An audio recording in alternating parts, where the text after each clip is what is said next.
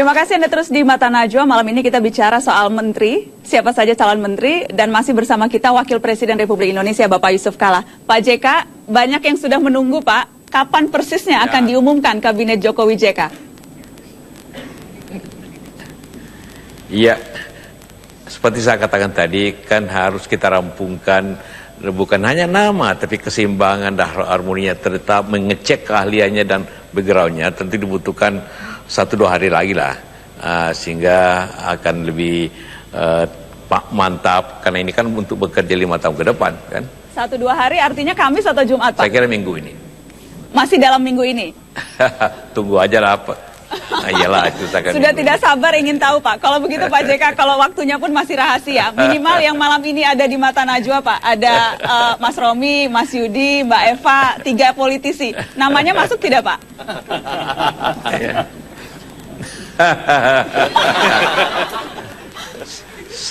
Masuk Pak. Semuanya dalam pertimbangan. Semuanya dalam pertimbangan. Kalau orangnya Pak Yusuf Kalla yang masuk siapa Pak? Hah? Orangnya Pak JK yang masuk siapa? Aku orangnya Pak JK. Semuanya ngaku orangnya Pak JK nih Pak. Pada waktunya. Namanya sebuah presiden dan wakil presiden kan akhirnya seluruh rakyat Indonesia kan orang kita semua kan sama. Pak JK, kalau begitu soal P3.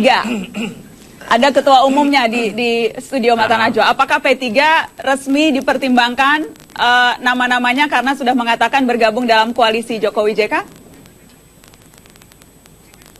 Iya, karena P3 mengajukan tentu sebelum tanggal 20 kemarin, jadi pastilah menjadi pertimbangan kita.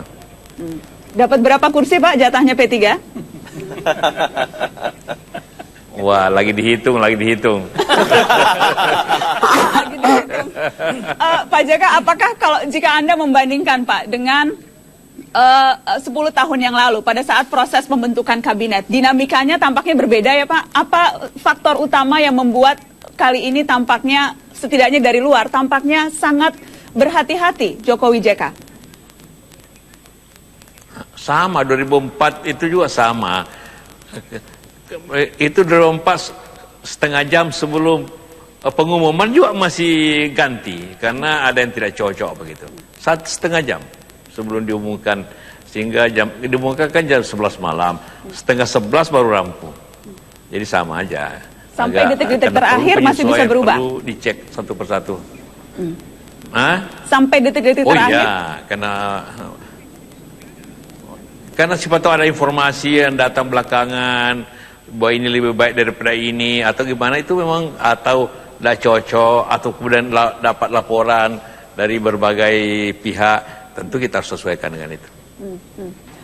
Pak JK, kalau nama-nama yang diajukan oleh partai politik, apakah itu banyak yang Anda tawar, Anda dan Pak Jokowi tawar, atau menerima menelan bulat-bulat apapun atau siapapun nama yang diajukan oleh partai-partai pendukung, Pak? Secara resmi, caranya adalah katakanlah suatu partai yang pantas mendapat kursi 3, kita minta double, calonnya 6. Jadi kita yang mengatur di mana cocoknya, yang tadi itu 3 orang, kalau 2 kita minta 4, supaya kita menyesuaikan apa itu kementerian yang sesuai. Oke, jadi selalu 2 kali lipat dari jumlah yang akan ditempatkan. Portofolionya pun yang menentukan, bukan dari partai tapi dari Pak Jokowi dan Pak JK ya? Oh bukan, nanti semuanya ingin jadi Menteri SDM, bagaimana caranya? Nah, itu yang paling favorit ya Pak, SDM? semua contohnya. Kalau Menteri Keuangan semua gimana? Atau yang CDSM atau BUMN semuanya. Jadi portofolio itu semuanya tergantung keputusan dari Jokowi JK, tetapi nama-namanya yang kemudian diserahkan ke partai politik. Baik, saya ingin kasih kesempatan Mas Romi, Anda mau bicara dengan Pak JK, atau Mas Yudi, Anda sudah sering bertemu jadi tidak usah Mas Yudi. Dari P3 saja. Ya, terakhir ketemu dengan Pak JK hari Minggu juga, sebenarnya sudah hampir tiap hari kita ketemu sama Pak JK. Pak JK, selamat malam Pak JK. Pak JK, saya kira Kami tentu mendoakan agar Pak Jokowi dan Pak JK dapat segera mengambil keputusan terhadap susunan kabinet yang ada, agar memang yang ditunggu oleh rakyat kita adalah kabinet kerja yang segera bertindak dalam sekian hari setelah pelantikan. Tentu dari P3 memberikan dukungan sepenuhnya terhadap proses-proses politik yang berkembang tanpa harus mengganggu hak prerogatif Presiden dan Wakil Presiden. Karena itu kita ikuti Pak JK secara seksama. Mas, boleh dibuka tidak nama-nama yang diajukan oleh P3? Ya, pada prinsipnya yang disampaikan oleh P3 sesuai dengan kompetensi yang diminta oleh Presiden dan Wakil Presiden. Dan sampai saat ini memang kita belum menerima kompetensi apa yang dimintakan oleh Presiden dan Wakil Presiden. Sebagaimana tadi disampaikan oleh Pak JK bahwa memang proses yang mengiringi pemilihan ini kan interaktif.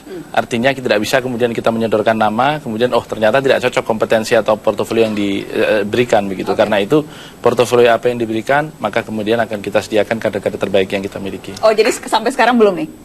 Sampai sekarang belum ada portofolio apa yang disampaikan. Gitu. Jangan-jangan nggak masuk ya Pak P3? Kok sampai sekarang belum Pak JK? Ya tentu entera juga sebabnya karena Robi ini telah masukkan nama, jadi terpaksa telat gitu kan semuanya. Gimana Pak JK? Masih harus menunggu? Iya, karena P3 ini ketuanya Robi telat kongresnya, jadi telat juga, akhirnya semua telat gara-gara itu. Gitu ya? Baik. Mas Toto, saya minta Anda untuk juga menyampaikan sesuatu ke Pak JK. Apa ya, saya yakin Pak JK mukanya udah mumet juga gitu soalnya sebenarnya. Tapi begini Pak JK, mungkin kita tahu ada budaya baru, ada terobosan ketika ada transparansi dilempar ke KPK dan PPATK. Ada kepercayaan publik yang lebih besar lah, walaupun harus berkorban dengan waktu yang lebih lama. Yang sering dipertanyakan apakah transparansi ini hanya berhenti pada level pemilihan, atau misalnya orang sering mengatakan kalau dulu ya UKP 4 katanya kerjanya memberikan raport, tetapi kemudian raportnya cuma dipegang oleh Pak Presiden saja. Nah, saya pikir kalau memang ada budaya transparansi yang akan menjadi sebuah terobosan baru buat pemerintahan Jokowi JK, pertanyaan saya apakah itu akan kemudian dibuka? Saya tidak tahu, seperti anak-anak SD SMA begitu misalnya per semester kah, sehingga kemudian masyarakat akan bisa memantau, tetapi dengan indikator yang jelas, bukan dengan subjektivitas. Pak JK, bagaimana setelah ini, setelah nama-nama ditentukan, yang penting kan kemudian bagaimana kerja. Sistem kerja sekaligus juga sistem penilaian akan seperti apa, Pak? Ya, begini, tentu penilaian yang paling penting kan hasilnya ya, dicapai dan proses dan hasil. Kalau seperti sekolah, yang memberikan rapor kan kepala sekolah, bukan bagian administrasi sekolah. Jadi kalau P3K itu kan bagian administrasi, masa yang memberikan rapor? Yang memberikan rapor itu kepala sekolah. Jadi presiden yang menilai, bukan instansi di luar presiden. Jadi dalam bayangan Pak Yusuf Kalla nanti itu akan penilaian itu minimal bisa diketahui oleh publik atau tidak Pak JK? Atau itu memang betul-betul hanya menteri yang bersangkutan dan Jokowi JK yang tahu? Oh ya, tentu kan sangat mudah. Dilihat hasilnya, targetnya, schedule-nya dicapai tidak? Atau ada pertumbuhan yang bagus tidak? Itulah kan mudah rapornya di situ. Tapi tidak dinilai hanya sekedar administratif. Dan yang harus menilai itu atasan. Dalam hal ini Jokowi JK. Baik, Pak, saya masih mau coba tanya sekali. Mengikuti setiap hari. Nah, tidak bisa setiap hari, tapi akan ada secara berkala. Pak, karena saya masih penasaran, saya mau tanya walaupun berulang, dan saya berharap Bapak bisa menjawab. Jadi kapan Pak JK diumumkan menterinya, Pak? 1-2 hari. Nanti pasti Anda diundang, pasti ada diundang, pasti. Tunggu aja undangannya. Kita tunggu sama-sama, Pak. Terima kasih banyak Bapak Muhammad Yusuf Kalla, Wakil Presiden Republik Indonesia. Terima kasih banyak Pak JK. Ya, kita akan break. Kita akan membahas masih dengan narasumber yang ada di studio. Tetaplah di Mata Najwa, kami kembali sesaat lagi.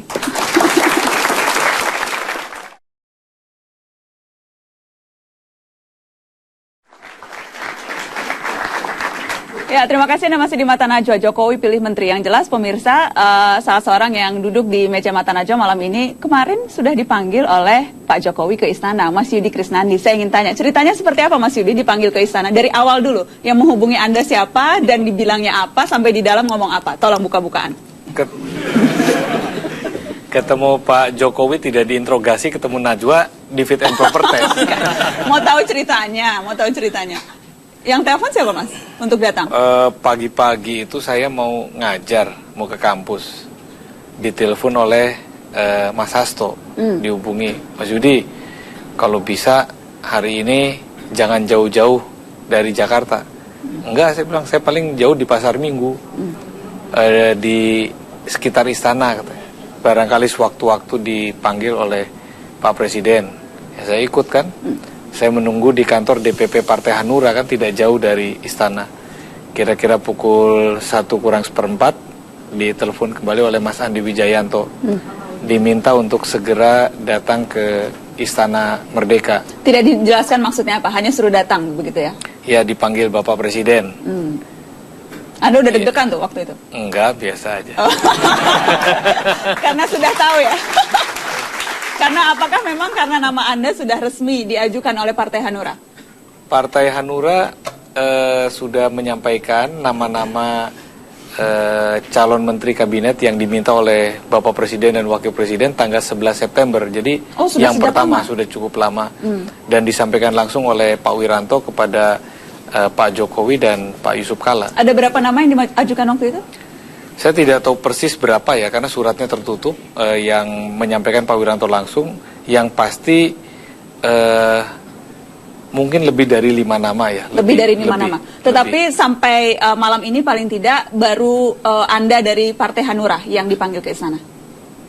Ya, dan yang bertemu Pak Jokowi. Yang bertemu Pak Jokowi. Dipanggil ya, baru saya. Kalau Ketua Umum Pak Wiranto ya sering bertemu Pak Jokowi. Oke. Apakah itu artinya Pak Wiranto juga masuk dalam calon menteri atau pembicaraan yang lain biasanya? Tanyanya ke Pak Jokowi. Kalau gitu saya tanya ke Anda, ketika ngomong dengan Pak Jokowi apa saja yang dibicarakan Mas? Oh, waktu saya ketemu dengan Presiden, itu saya pikir beliau akan menanyakan hal-hal yang terkait dengan isu-isu yang berkembang seputar spekulasi nama-nama calon menteri dan posisi di kabinetnya. Ternyata begitu masuk ke dalam, Pak Presiden dengan santai ngajak ngobrol. Bagaimana di Bandung, katanya. Bagaimana Jawa Barat, karena kebetulan saya kan berasal dari Jawa Barat, dari Bandung. Masih mundar-mandir ke sana, masih. Gimana kabarnya keluarga? Ditanya keluarga, ditanya jadi percakapan. Iya, ngobrol yang santai. Baru kemudian beliau masuk. Ini bagaimana ya mengenai pengembangan wilayah-wilayah kita. Beliau memiliki pandangan-pandangan bahwa masalah-masalah pembangunan itu katakanlah kekurangan ataupun ketimpangan tidak hanya di luar Jawa, tetapi di daerah-daerah yang dekat dari ibu kota pun masih banyak yang harus perlu diperhatikan. Lalu terlibatlah kami dalam pembicaraan tentang hal-hal yang berkaitan dengan masalah-masalah pembangunan nasional. Beliau sangat concern kepada masalah-masalah pendidikan, masalah kesehatan, lalu kemudian kesejahteraan, masalah ketimpangan, dan banyak hal yang beliau sampaikan menjadi pandangan beliau. Jadi saya pada saat datang itu sudah siap membawa agenda. Sementara kalau membawa CV juga nggak? Enggak. Kan sudah duluan. Makanya dipanggil ya. Oke. Anda memaknainya pembicaraan itu mengarah ke portofolio, mengarah ke meminta Anda membantu di kabinet tentunya, dan ke portofolio tertentu tidak, Mas? Saya justru jadi bingung ya, dengan pembicaraan yang begitu spektrumnya sangat luas tersebut. Saya tidak tahu arahnya ke portofolio yang mana. Ya, karena beliau berbicara misalnya bagaimana masalah birokrasi. Bagaimana setiap birokrat di semua tingkatan itu bisa menjadi pelayan masyarakat yang baik. Jadi akhirnya saya banyak mencatat pandangan-pandangan beliau. Lalu mengajak diskusi tentang demokrasi, tentang kampanye pemilu yang damai, tentang proses pelantikan yang cukup baik. Lalu masuk juga ke dalam masalah-masalah perencanaan pembangunan ke depan yang harus berbasis pada masyarakat. Jadi sangat luas.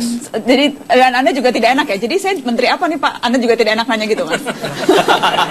Kan biasanya itu the point saja. Bukan hanya tidak enak, nggak berani lagi. Nggak berani ya. Oke, baik. Nanti saya minta tanggapan karena yang disebut-sebut calon menteri juga duduk di samping saya, Eva Kusuma Sundari. Setelah pariwara tetaplah di Mata Najwa.